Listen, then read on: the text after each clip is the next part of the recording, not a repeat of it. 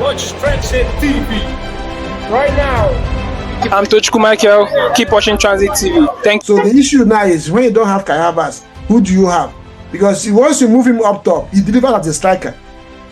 Then if you take him out of there, you have Trossard. Trossard sometimes does. Jesus, like you mentioned, has not been up to par. So they asked one guy, do Arsenal need to sign a striker to win the league? The guy said he should go and ask Kai Havertz. Because the problem is, he is doing the business. I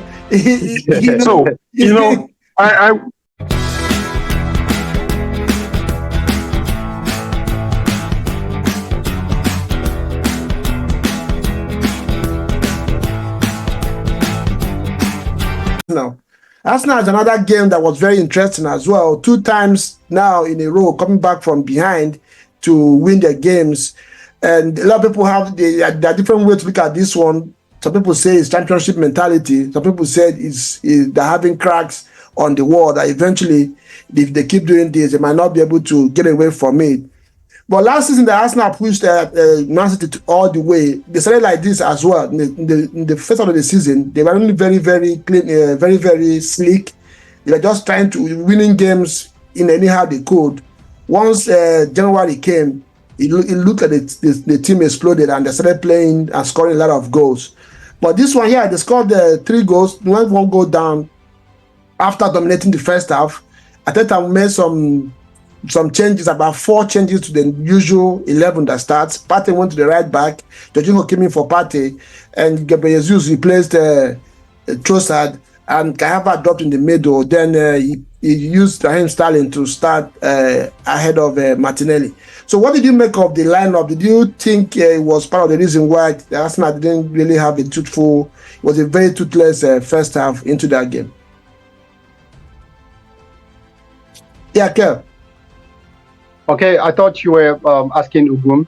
But all right, so talking about Arsenal, okay, I think Arteta is trying to see what he can get from his French players, because Arteta already has a first 11 that he can always call upon, and they will deliver at any moment against any team. So he was looking at his bench players, the new players, trying to see what he can do, because Arsenal so far this season has suffered a little bit with injuries.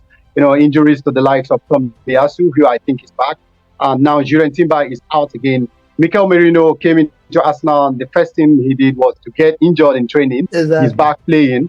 So gradually he will be easing him back into the team, but you cannot just throw him into the squad. So, he's looking at the likes of Jorginho, the likes of, trying to see if there's anyone else who can, take the place of Ben White and Julian Timber in their absence. And that's why he tried the Thomas Partey there. But in the first half of the game and even the early part of the second half, it proved not to be working. It proved not to be working, and he had to make the tweak as the game went on. And eventually, we all saw how it paid off. Immediately, he made the tweak of, the players that came on, the likes of Martinelli and Gabriel Jesus, and they brought an impact into the game. And immediately, Arsenal went down and they equalized virtually immediately. Almost immediately after they went down, they equalized, and eventually they won the game. Now, I want to talk a little bit about Kai Havertz, irrespective of the position he's playing for Arsenal. I think Kai Havertz is a player that, he relies on confidence. If his coach has that confidence in him, he's always going to deliver. Because the way Kai Havertz is playing right now, this is the last time we saw Kai Havertz play in this manner was when he was at Bayer Leverkusen. Yes. That was the last time we saw him play in this manner. He's taking shots from any side of the pitch. He's not scared of the defender running at him. He's not scared of anybody. This is a fully confident Kai Havertz, and this is exactly the man Arsenal needs going forward. But we have to also accept the fact that Kai Havertz is not an out-and-out striker.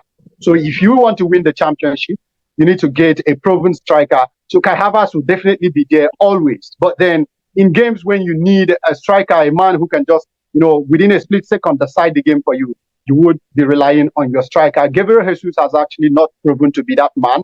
Kai Havertz is looking like he's going to be the man, being the first player for Arsenal to score in 7 consecutive home games since Robin van Persie. So I think generally Kai Havertz is in a good form. Arsenal is in a good form, and they have shown that they can survive without Odegaard. But the flaws are there.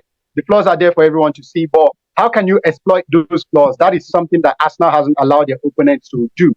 But going forward, I think, Arsenal basically, they are in a good shape and they're in good condition. The only problem is that if you take anybody away from the regular 11 that starts the games for Arsenal, it seems like the Arsenal fringe players are not up to the same bar with the first 11.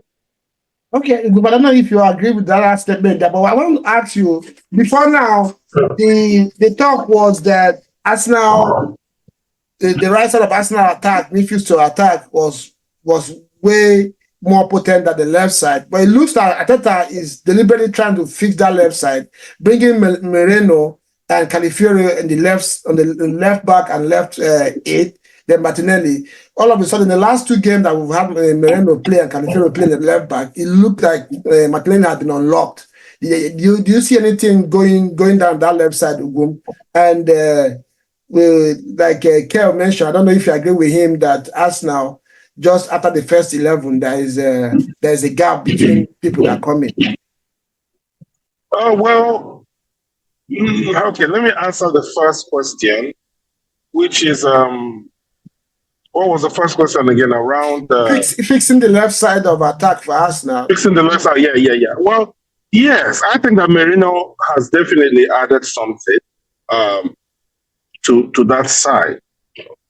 But I don't think it's just necessarily him unlocking Martinelli.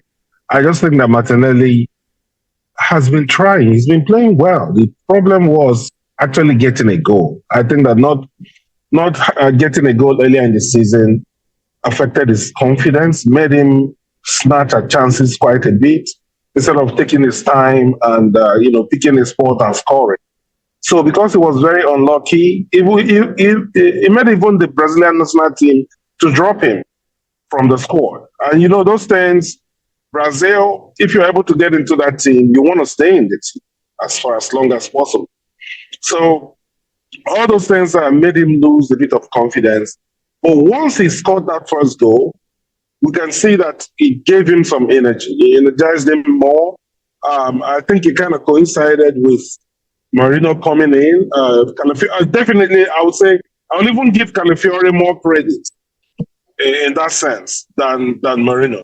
Yes, Calafiori definitely added something to that left side that has helped Martinelli thrive a bit more. But in a larger picture, a bigger picture, I think that Arteta, one of the things that he's trying to do, he's been trying to do from last season, going into the season, is to be as unpredictable as possible. He has said it multiple times. He wants a team that you can go in, you'll go in and study the team. When you come out, you see a different team from what you've studied, right? He tries to make it as unpredictable as possible by getting players that can play multiple positions. When Zinchenko is in the midfield, for example, he offers something different from Moreno, offers something different from the Italian guy, Jorginho, and Partey. And likewise. So when Partey is playing in right back, he will offer something different from Timber and from Ben White.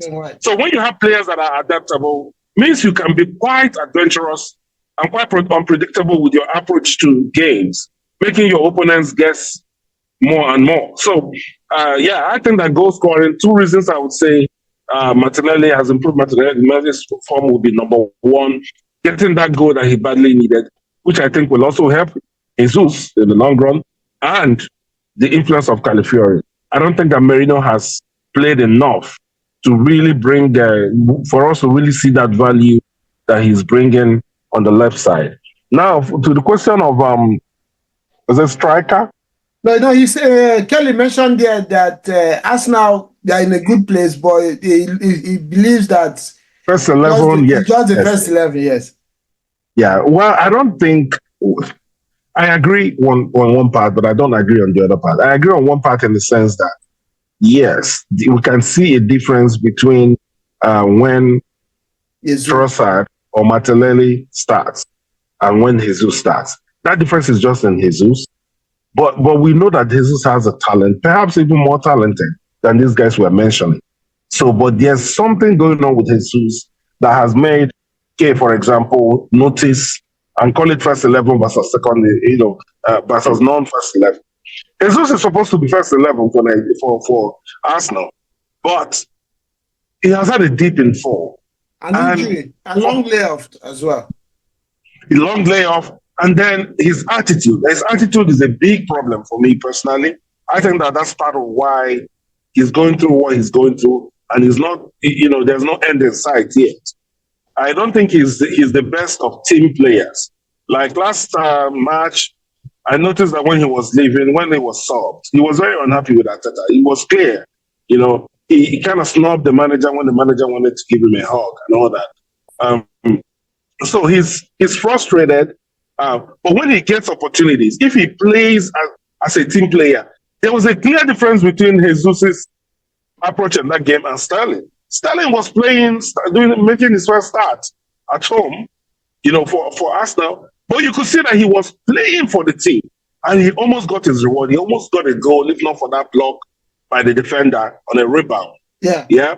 So, but Jesus, in the process of in trying so much to show that he's a good player and show that he's a good goal scorer, he was snatching at chances that he was supposed to lay up for someone and get into position and perhaps get it back and score. He will try to score, and then he will miss it, and the fans will be so frustrated in the game.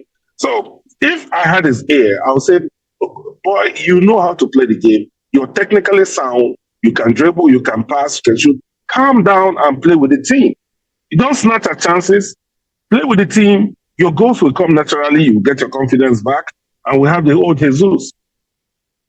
Yeah. I agree with you. Like you mentioned something there about Calafiori. I think I observed that too. Calafiori has really helped Martinelli. Moreno too has, because when you have focus, for me, the Carreras has struggled in that position. He's a fantastic player. He uses his work rate to cover up for the creativity that is needed in that position. Because sometimes too, the runs that you make there also helps the winger to take other approaches to game. So I believe having Calafiori and the Moreno, who are all left-footed and who are natural in those positions, has really helped Martinelli as well to flourish, because the way they make their runs also helps him to make the right runs and stuff like that. So it might not just be that Moreno is technically gifted, but him being there, understanding that role, being a natural role for him. What's his name? Calafiori. Very, very, in fact, the guy is even more technical than I thought he is. He's a proper defender, but at the same time, when he finds himself in the midfield or up top, he doesn't lack idea of what to do with the ball. It's very easy and natural for him to help Arsenal in attack. And on what Kay mentioned, like you said, Gomes, yes and no.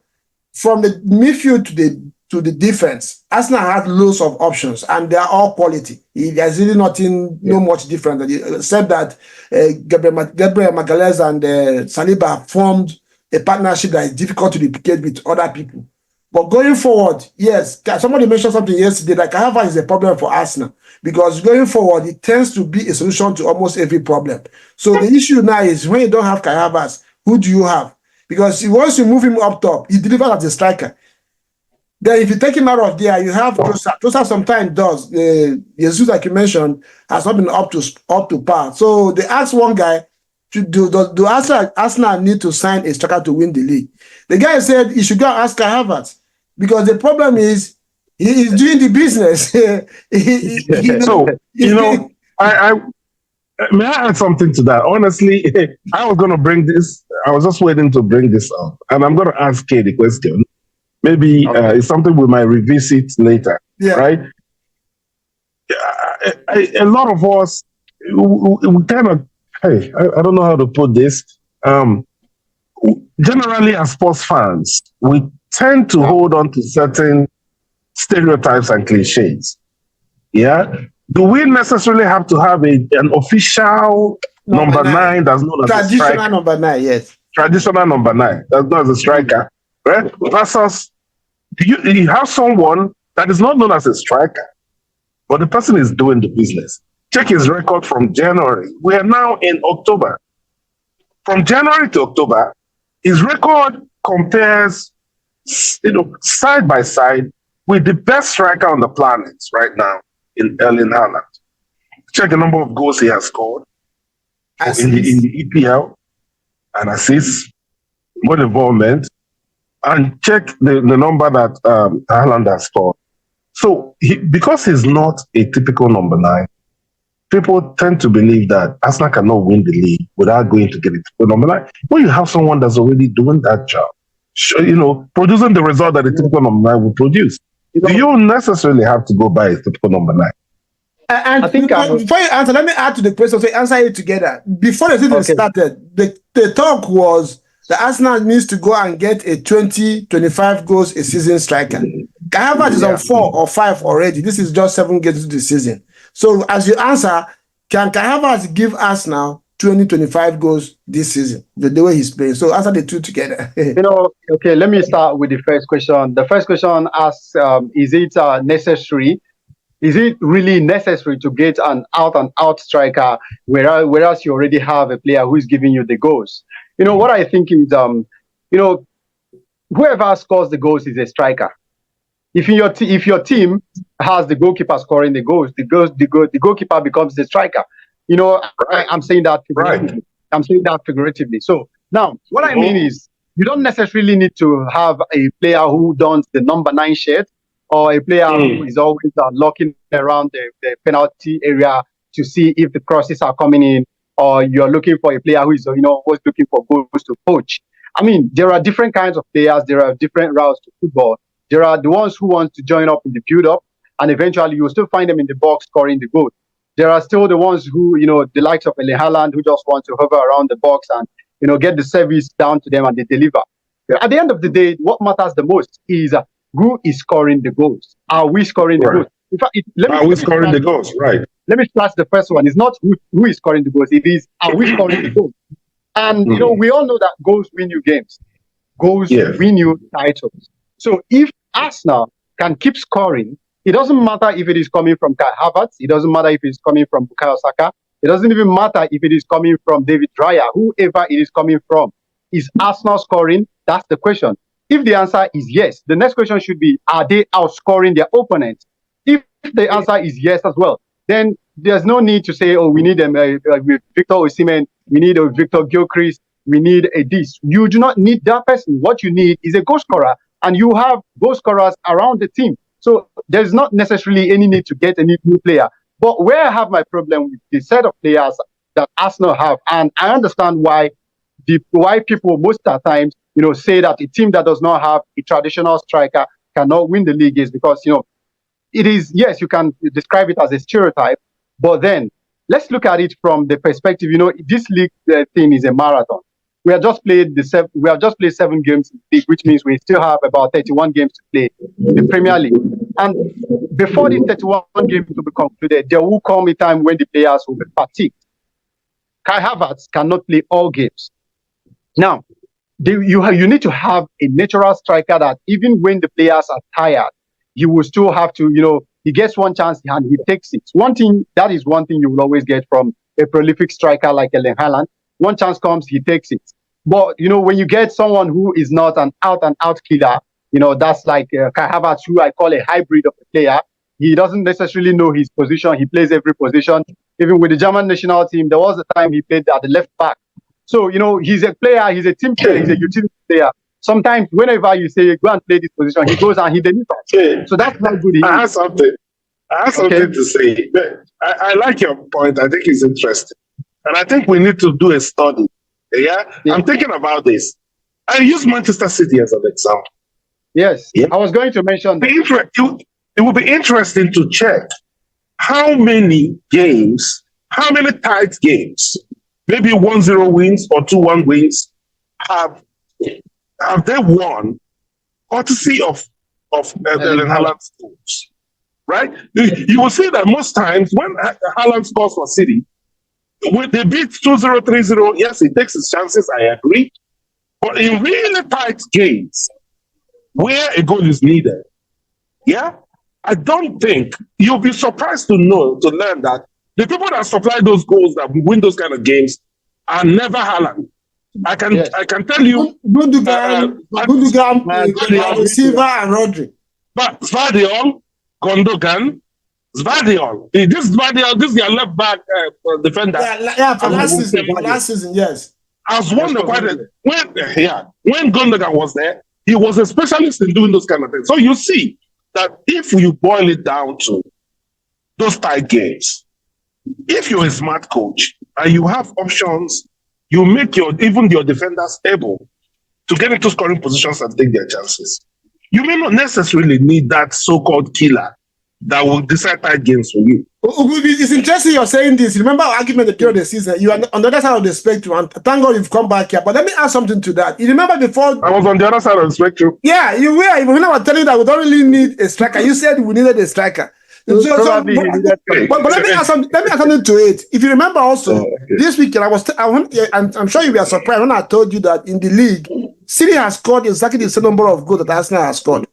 That's the interesting part of this whole thing. Last season, City only has scored Arsenal by just 4 goals. All this noise about not having a striker, it was just 4 goals. Like Google mentioned, most of the time, Haaland scores 6 goals when he sees cheap teams.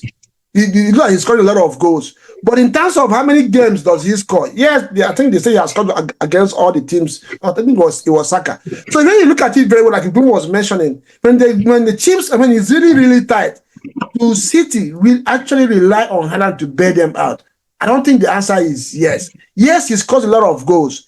But when the season ends, when you check how many goals Arsenal scores and how many goals that City scores, the difference are usually not, maybe 4, maybe 3, maybe 2.